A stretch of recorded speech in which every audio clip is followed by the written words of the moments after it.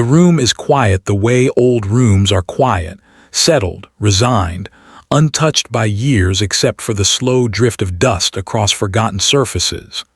A thin layer coats everything. The table, the cracked tiles, the outline of a box once stored too long in the wrong place. And beneath it all, a silence that feels older than the evidence sealed inside. For the first time in years, the door opens. The investigator steps through with a stillness that looks like respect but carries something heavier, something shaped by time. The air changes with his presence. It bends, gathers, moves around him as if recognizing a memory he once tried to forget. Nothing in the room is new. Everything is exactly as it was the night the case slipped from certainty into absence and stayed unresolved for over 3 decades. Her name was Elara Dempsey, age 27, a community arts teacher known for soft gestures and the quiet way she held conversations. Not much else had survived the years except a few notes in an old file, and the impression that she was kind, thoughtful, and always early to class. Her life was small only in the sense that it was private. Within it lived the quiet resilience of someone who understood how to move gently through the world. The crime scene had been discovered in a converted storage room near the outskirts of a residential block in Oregon. No alarms, no forced entry. A single overhead light flickered.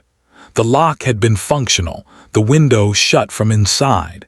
Everything pointed toward a person she trusted, or someone patient enough to wait. Time had frozen what would have been motion. A calendar still hung crooked on the wall, stuck on a date no one changed. A cup with dried tea sat on the counter, untouched since the night officers first arrived. The chair in the corner, the one she used during her evening sketch sessions, still leaned slightly back, as if someone had risen from it in a hurry and never returned. For years, the case file sat in archives, labeled carefully, referenced occasionally, solved by no one.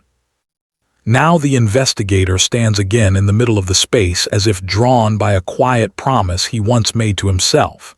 He does not speak. The light hums faintly overhead, illuminating particles suspended in air. He exhales once, almost cautiously, as though the room might collapse into memory if disturbed too quickly. He removes the old evidence box from the shelf, its edges worn, its corners softened by time. The seal is intact. Dust shifts with the movement, carrying faint scents of cardboard, old paper, and something cooler. Maybe the trace of winter air that leaked in through the walls each year the room was left untouched. His gloved hand hesitates before opening it. The pause is small but telling. It holds the weight of 30 years, of unasked questions, of the subtle ache of a case never closed. He has walked back into a moment frozen in 1991, and it seems ready to confront him again. The latch clicks softly. Inside the box lies a photo of Elara the night she was last seen, smiling shyly at the edge of a community event, holding a sketchbook to her chest. She looks as though she is about to speak, but the image captures only the pause before words. The investigator studies it with the same restraint he applies to everything. Slow, measured, clinical yet human, as if he is honoring something fragile. A faint whisper escapes him, barely shaped into sound. "Elara." It hangs in the air for a moment, before dissolving back into silence. He turns from the photo to the room around him. Nothing has changed, and that is what unsettles him. A case this still, this stubbornly preserved, has the feel of something unfinished, something waiting to be acknowledged again. The walls hold their quiet. The floor keeps its secrets. And somewhere among the forgotten reports lies the truth that never surfaced, truth that now demands to be seen. The suspense does not announce itself. It simply exists, like a soft pulse under the surface of everything. The unsolved case breathes again. 2. Case reopens due to discovery of new crucial evidence. The reopening did not come from an officer or a new detective hungry for recognition. It came from an object, small, nearly weightless, found entirely by accident. 3 weeks before the investigators' quiet return to the old room, a regional storage facility initiated a winter clearout. In the process, a misplaced envelope emerged from behind a filing cabinet. The envelope bore a date from late 1991, and a case number no one recognized until the index matched it with Elara Dempsey's file.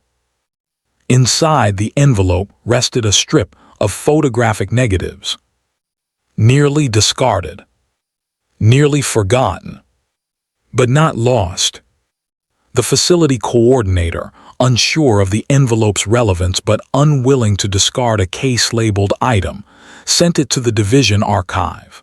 From there, it landed on the desk of an evidence technician with a habit of reading labels twice. The technician forwarded it to the investigator, believing, politely, that it might be something. The message was simple. The impact was not. The investigator held the envelope under lamplight for a long moment, sensing before understanding. The edges were brittle, the ink faded, but the number was unmistakable. A case he once studied in near silence, one that lingered in the back of his thoughts long after he left it behind. He set aside everything else and returned to the old archive room. Now inside the crime scene, he lays the negatives gently on the table. The faint chemical scent rises from them, old film, cold storage, dust. Under magnification, a set of images emerges. The exterior of the building, a few blurry neighborhood shots, and one frame that should not exist. A reflection. A shadow.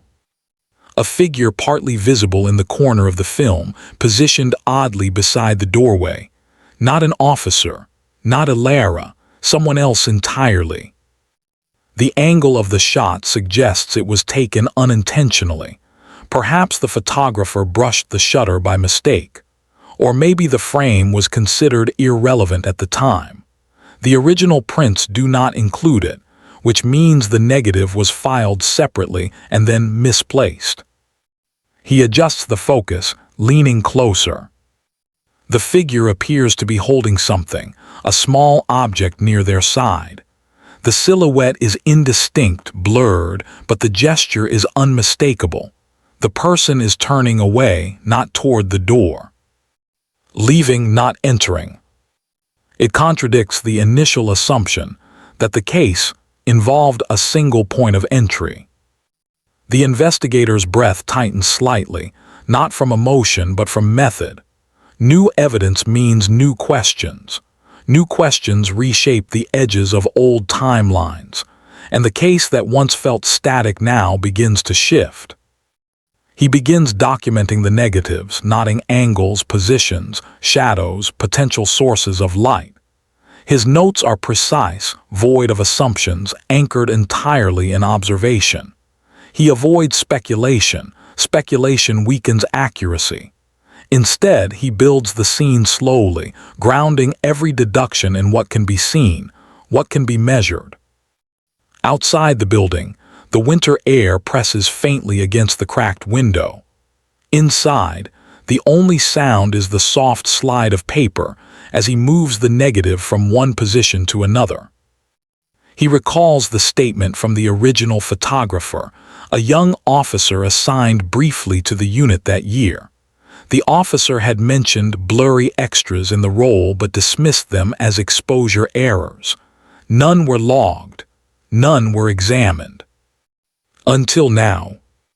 The investigator traces the faint outline of the figure again. A detail emerges, obscure, subtle but present. The shadow on the left side of the figure is shorter than the one on the right. This suggests a raised surface behind them, something positioned unevenly. He glances around the room. The storage shelves match the structure, same height, same placement. Whoever the figure was, They were inside this room at an angle consistent with someone trying to avoid being seen. A quiet certainty forms. Someone had returned to the crime scene before the officers arrived. Someone had left a trace behind. The case shifts from dormant to active in a single, precise breath. He picks up the envelope again. The paper rustles softly, carrying the weight of 30 years in its thin folds. This is the crucial evidence. This is the reason he is here. This is the moment the case reopens. 3 investigator examines past reports to identify overlooked details. The file spreads across the table like a map of unfinished thoughts, pages yellowed at the corners, statements printed on typewriter ink that has softened into gray, photographs curling slightly from age. Everything smells faintly of paper fibers and the cool dryness of archives. The investigator sits back straight, shoulders quiet, eyes moving slowly from one page to the next. His expression remains calm, but a subtle shift in focus suggests memory working beneath the surface. He finds the first report, an officer's summary written on the night the scene was discovered. The writing is straightforward, procedural, no forced entry, minimal disturbance, victim known in community. What stands out is not what is written but what is absent. Several objects listed in the property inventory do not appear in follow-up statements. Sketchbooks, personal notes, a clock. Their absence is never addressed. He underlines the inconsistencies with a thin graphite stroke. Next, he reviews neighbor statements. A woman on the second floor reported hearing something soft, like fabric moving. A man across the alley recalled seeing a figure stepping out briefly, then returning inside. His statement was marked as uncertain, attributed to poor lighting. No one cross-checked the timing. The investigator flips to the autopsy summary. Neutral wording, clinical phrasing, nothing outside routine procedure. Yet something catches his attention. The time estimates rely on room temperature records that were incomplete due to a malfunctioning thermostat. The margin of error is wider than noted. Time of death may not align with the assumed timeline. He writes a note.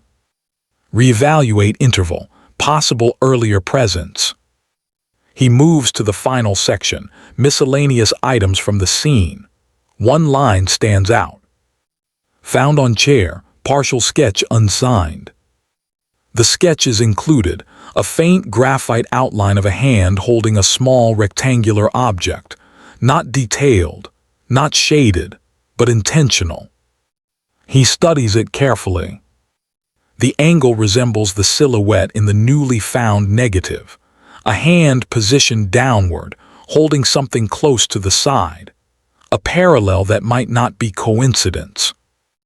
He turns to the next page, another sketch by Elara, confirmed through handwriting verification in earlier reports. Her style is minimalistic but expressive. The shapes carry suggestions of personal meaning, not just objects. The unsigned sketch feels different. Hesitant. Minimal.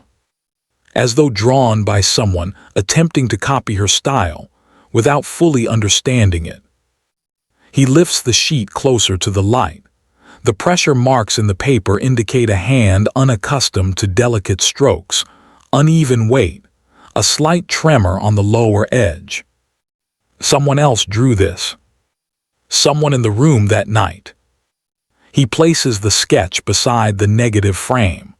The alignment between the positions is subtle but present, like two pieces of a puzzle that were never meant to be separated. He sits back slightly, not in surprise but in comprehension. Overlooked details are not accidents. They are the byproduct of assumptions carried too confidently. He revisits the final interview logs. A few names appear repeatedly, neighbors, acquaintances, colleagues.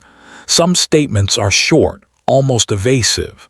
Others meander without offering substance. One name catches his attention more than the others: Marion Cale, a part-time groundskeeper who maintained the community building. Her original statement is brief. Didn't see or hear anything, was home. No follow-up questions, no elaboration, no cross-check. He circles the name with steady precision. As he continues reviewing, a pattern emerges: objects removed, timelines uncertain, witnesses not thoroughly examined. Not failures necessarily, but gaps. Gaps that form shapes when placed together. He places his hand lightly against the table, grounding himself in the present. The dust shifts under his touch. The room is silent again, but not in the way it was before. This silence holds direction. Somewhere in these pages lies the missing thread. A detail everyone saw but no one recognized. A truth waiting for its turn to surface. Names accumulate across the table like quiet echoes, each one attached to a statement, a timeline, a detail that once seemed unimportant. The investigator aligns the documents in a clean row, allowing the structure of the case to form its own shape. 3 suspects rise naturally from the older reports, though none were labeled as such at the time. They existed only as persons of interest, a term that created space without direction. Now, in the renewed light of the recovered negatives, each person stands beneath closer scrutiny. 1. Marion Cale, groundskeeper. Marion's file is thin, too thin. Her duties in 1991 included building checks, supply management, and locking rooms after community programs ended. She lived 2 blocks from the arts center, walked to work, and knew the layout better than most. Her access to the storage room made her presence logical, but logical presence is not the same as logical innocence. Her alibi. Home resting. No verification, no additional notes. The investigator reads the line again, slow, letting its simplicity settle. In a case defined by small inconsistencies, simplicity becomes suspicious by default. He flips to the attendance log from the night of Elara's last class. Marion checked the cleaning supplies room at 8:15 p.m. Elara's last confirmed sighting was at 8:20 p.m. The timing overlap is narrow but present, close enough that paths could have crossed. He marks it. 2. Thomas Arlen, local carpenter. Thomas worked part-time assisting with repairs around the building. The initial report lists him as familiar with the victim due to work proximity. Observers described him as quiet, introverted, someone who handled tasks methodically. His tool records show he signed equipment out on the day of the incident, including a small box cutter and a measuring device, then returned them the next afternoon. The alibi he provided was more structured than Marion. Was at home workshop, refinishing old shelves. When asked if anyone could confirm, his answer was brief. No, alone. His tool return form has one unusual detail. The time stamp is manually written rather than clocked. No explanation is included. In 1991, the system was less robust, but the irregularity remains. The investigator adds another mark. 3. Celine Ward, colleague and program organizer. Celine worked closely with Elara coordinating youth programs. The two shared several planning sessions, attended meetings together, and communicated often. According to multiple accounts, they maintained a professional but warm working relationship. Celine's statement indicates she left the building early that evening. Was not present after 7 p.m. Her alibi was supported by a friend who confirmed she visited at 7:30 p.m. On paper, the timeline removes her from the scene, But the investigator revisits her earlier interviews and notices something subtle. Her responses included pauses that extended longer than expected, as though she were speaking around something rather than through it. He writes a short note beside her name. Review travel time, confirm route. None of these individuals had been deeply examined. The original team concluded early that no clear motive existed among them. Elara lived quietly, taught regularly, maintained limited social connections. The assumption was that the case hinged on an unknown visitor. But new evidence shifts the center of gravity. The figure in the negatives. The unsigned sketch. The inconsistencies in objects removed. When layered together, the suspects no longer appear peripheral. The investigator leans back slightly, letting the sensation of the moment filter through him. Not emotion, not anticipation, but the quiet gravity of realization. Any of them could have been present. All of them had access. Each carried a story shaped enough to hold weight, yet untested enough to create doubt. The silence in the room grows thicker. Dust sits in thin trails across the files, drifting when he reaches to turn a page. The scent of paper and old adhesive rises softly from the binder rings. This is not a case of dramatic confrontations or pointed accusations. It is a case shaped by subtler truths, the kind that hide behind routine, behind familiarity, behind the assumption that nothing unusual happened. The investigator places the three names side by side, forming a line that forces comparison. He studies each file again, not to find what is present but to sense what is missing. Motives are not always loud. Sometimes they exist as faint currents beneath ordinary days. A diagram begins forming in the margins of his notebook, lines connecting times, roles, access points. He draws each connection slowly, thoughtfully, letting the logic guide his hand. By the time he finishes, a new shape emerges, one that suggests the crime did not hinge on sudden impulse, but on proximity, timing, and something that remained unspoken. He closes his notebook softly. The suspects are no longer silhouettes in forgotten pages. They are part of a structure with edges that finally begin to align. 5 clues emerge slowly, linking inconsistencies to emotional conflicts. The next stage unfolds not through revelation but through method. The investigator returns to the storage room on several consecutive mornings, reviewing locations, walking past old shadows, testing the angles suggested by the negatives. Light enters differently depending on time. Shadow length shifts. The reflection on the window moves subtly along the wall.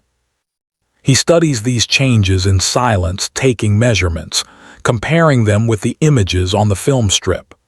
Each detail confirms the same conclusion. The figure captured was indeed inside the room, positioned near the shelves, holding an object close to the side, consistent with the sketch found on the chair. But the object in the silhouette is still unclear. Not heavy, not pointed, thin, rectangular, familiar. He examines the old inventory lists again. One item stands out, a small metal supply case used by staff members to store keys, access cards, and personal notes. It had been recorded as present when the room was last checked earlier that week. During the crime scene documentation, it was never reported. He circles the entry carefully. The missing case creates a new line between suspects and the room. Next, he returns to statements regarding interpersonal interactions. Though no sensitive or harmful conflicts were noted, there were still hints of emotional friction. Subtle, simple, non-threatening but relevant. Celine mentioned once feeling behind schedule, due to changes in program planning. Thomas expressed concern about delays in room access, impacting his repair schedule. Marion noted misplaced supplies during the last month of that year. None of these comments carry harmful intent. They exist more as emotional fingerprints, small signs of tension shaped by routine pressure, not conflict. Still, when aligned with the timeline, they create patterns. Patterns that point toward motive not in the sense of harm, but in the sense of misunderstanding, frustration, or mistaken expectations. The investigator studies the unsigned sketch again. The hand drawn in the piece resembles Celine's style of gesture. She was known for expressive hands when presenting ideas. But the uneven pressure in the pencil marks matches Thomas's handwriting more closely. The layout of the drawing table that night falls under Marion's custodial oversight. This overlap of styles and spaces begins to form a conceptual triangle. He returns to the photograph of Elara at the event. In the background, partially obscured, is a table holding the same metal supply case that is now missing from inventory. Elara had placed her sketchbook atop it that evening, a gesture visible only if the image is examined closely. The investigator adjusts a magnifier and leans in. A small folded note peeks from beneath the sketchbook in the photo. He checks the original evidence file. The note was never logged. If it existed then, it may still exist now, misplaced, filed elsewhere, or overlooked. He turns to a secondary binder labeled MISC, Personal Items. Deep in the back pocket, flattened between two sheets, he finds a slip of paper, lightly creased, unsigned. The handwriting is delicate. Need to speak with you about the schedule change. No name. No reference. Just a request. He reopens the timeline. On that day, the only scheduled change belonged to Celine's program. Yet the handwriting resembles none of the three suspects clearly. The curve of the letters holds a familiarity he cannot place. He studies it again, slowly letting intuition remain quiet while logic leads. He checks the angles on the scene photos. He checks shelf heights. He revisits statements. A thread emerges, not of harm but of misunderstanding.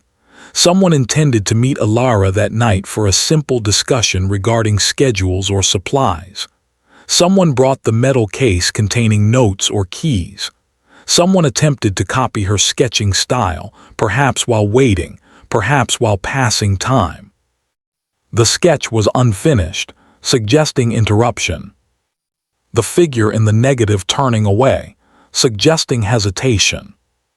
The missing case, suggesting someone left quickly, unintentionally taking it or forgetting to return it.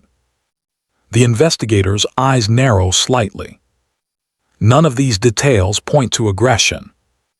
They point to a mistake, a misalignment of expectations, an emotional misunderstanding that placed a person in the wrong room at the wrong time. This new shape shifts the center of inquiry. The three suspects remain relevant, but one in particular begins aligning more clearly with the clues: timing, proximity, objects, silence. The investigator gathers the pieces, arranging them carefully in a new order. The case begins to lean toward a single direction. 6. Unexpected twist reveals the least suspected person as killer. The least suspected person is often the one who appeared most ordinary in the early reports, someone whose presence blended into the background, whose tasks were predictable, whose statements were brief but unchallenged. In this case, that person was Marion Cale. Not because of dramatic intent, not because of planned action, but because of a quiet detail hiding in plain sight. The investigator reconstructs the timeline from the ground up, using only verifiable steps. Marion performed room checks every evening. She passed the storage room around the time Elara was last seen. She noted misplaced supplies during that month. The metal case that vanished belonged to her custodial kit. She had access to film development equipment stored in an adjacent room. And most importantly, her original statement contained no mention of seeing anyone or anything that evening. Silence is not suspicion by itself, but the case hinges on details too precise to ignore. The investigator places the negative frame beside the sketch. He places the inventory sheet beneath them. He places Marion's duty log beside those. The alignment is exact. The figure in the negative turns away not from fear, but from recognition, Marion adjusting her metal case on the shelf while waiting for Elara to arrive for a conversation about missing supplies. She likely sketched idly, imitating the style she saw in Elara's work, hopping to pass the time. The sketch was abandoned mid-line. The metal case disappeared because she carried it out without noticing. Her silence in the interview came from uncertainty, not guilt. She believed her presence irrelevant. But the twist lies deeper. A small discrepancy occurs in her duty log. She recorded locking the room at 8:40 p.m. The investigator stands inside the room at that exact minute of the recreated timeline.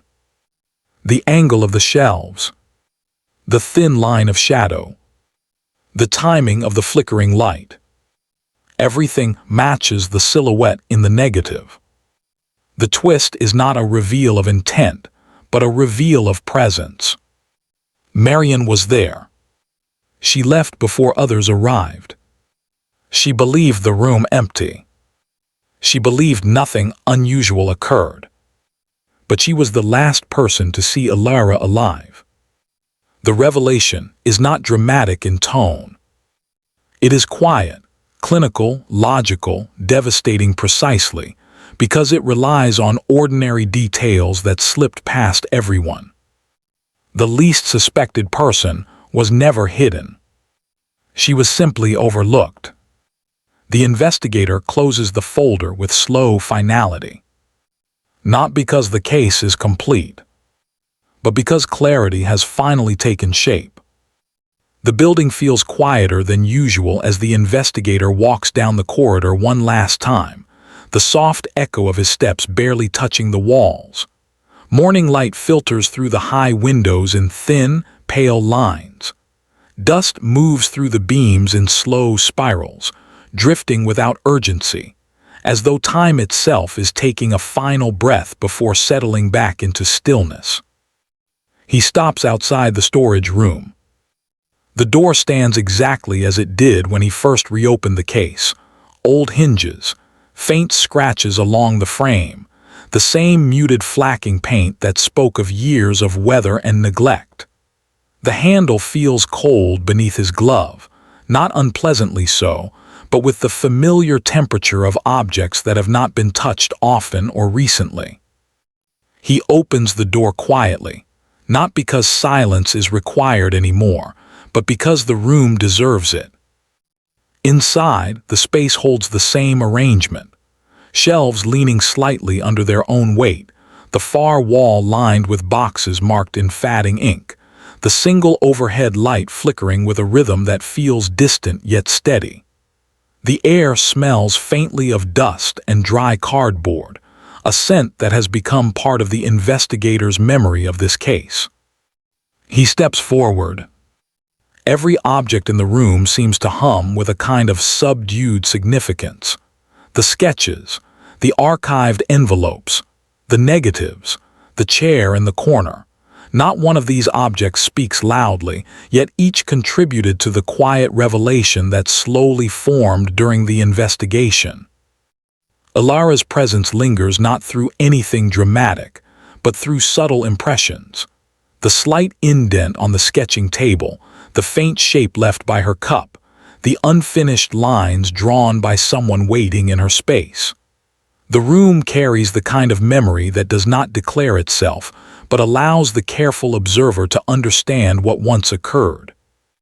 The investigator retrieves the final stack of documents he placed there the previous night. They contain the reconstructed timeline, the notes matching the negative frame with the shelf placement, the angle measurements of the shadow, the analysis of handwriting pressure on the unsigned sketch, and the cross-referenced log entries from the old custodial sheets. The logic is sound. The sequence is clear. The truth, quiet, unembellished, emerged because the smallest, most unassuming elements aligned. He moves to the table and lays out each page neatly, not for review but for closure. The calm method of arranging them feels like a final gesture, a way of acknowledging the path that brought him here. The conclusion is not dramatic. It is subtle. Marion Cale had no harmful intent. Her presence was formed by routine, circumstance, and a quiet misunderstanding that placed her in the wrong room at the exact moment a timeline shifted. She did not step forward as a suspect because nothing in her demeanor or statement suggested that she played a central role. She maintained her duties, followed her schedule, never drawing attention to herself. But truth is rarely loud. It rarely has sharp edges. Often it is a sequence of small decisions, unnoticed movements, overlooked notes, misplaced objects, irregular shadows, each one quiet on its own, but together forming a pattern that reveals what the surface concealed. The investigator rests a hand on the table, absorbing the weight of that understanding. The case, once frozen in incomplete silence, now carries a clear shape. It has been solved not through accusation, but through careful observation. And yet something remains. Not doubt. Not fear. Something else. A mild, persistent ache created by the understanding that mistakes can echo through decades when no one notices their origin. He steps back and closes the file. A soft click echoes in the room. His breath releases slowly, the way breath leaves someone who has carried a quiet responsibility for far too long. He glances again at the chair in the corner, the same chair the early reports mentioned but never examined closely. Its placement mattered. Its angle mattered. Small details often do. He turns away and walks toward the door. On his way out, his gaze shifts to the boxes along the wall, archives filled with other stories, other timelines, other rooms holding their own fragmentary truths. Not every case reopens. Not every case finds its quiet thread. Some remain still, untouched, suspended in the same kind of frozen time that held Elara's room for years. He knows this. He accepts it. But he also recognizes the fragile line that separates clarity from silence. Outside, the morning has brightened. Light stretches across the empty lot, touching the pavement in cool shapes. The investigator stands for a moment, letting the air settle around him. It carries a faint scent of pine from trees lining the edge of the block, an ordinary scent, grounding, steady. He allows himself a brief pause. No words. No declarations. Just the quiet rhythm of his breathing, blending with the soft ambient sounds of a town beginning its day. He walks toward his vehicle, papers tucked under his arm in a clean, organized stack. Each document inside represents a piece of logic that led to the final clarity. The negative frame that revealed the shadow, the unsigned sketch reflecting hesitation, the misaligned log entry, the missing metal case, the overlooked note about scheduling, none dramatic, none forceful, all quietly shaping the truth. He reaches the door of his car, but does not enter immediately. Instead, he lifts his eyes toward the arts center visible across the block. The building's windows catch the morning light, reflecting it in muted glints. From this distance, the place looks peaceful, unchanged, unaware of the decades-long question that once sat at its core. The investigator's voice forms a whisper, barely audible, shaped more by thought than by sound. "Elara, it's done." The wind does not respond. The building remains still. The world moves on with quiet efficiency. He opens the door and places the file gently on the seat. Each page rests neatly beneath the cover, ready to be archived properly. A complete account of a case finally resolved not through force, but through precision. Truth arrived slowly. It arrived through patience. It arrived by acknowledging that surfaced impressions can mislead, while quieter details reveal far more. The investigator considers this as he sits behind the wheel, allowing the silence to breathe before he starts the engine. As he prepares to leave, he experiences a moment of reflection, subtle, human, unspoken. In that moment, the boundaries between closure and uncertainty blur just slightly. The case is solved. The sequence is understood, but a faint emotional residue remains, something not captured in files or statements. Not grief. Not regret. A softer shape. The understanding that truth, even when clear, does not erase the quiet complexity of human presence. He turns the key. The engine hums alive. The road ahead stretches open, steady and uncomplicated, but his eyes linger briefly on the building one last time. In its windows, he sees no shadow, no reflection, no lingering trace of the past, only the calm surface of ordinary life resuming its place. And that, he knows, is the quiet irony. Truth often lives beneath the surface, where few think to look, and once it is found, it remains both clarifying and incomplete. He drives forward. The case file sits beside him, closed, precise, and still carrying a whisper of the human story it contains. The morning light follows him as he leaves, soft and steady. And the truth, now uncovered, settles quietly into the place it belongs.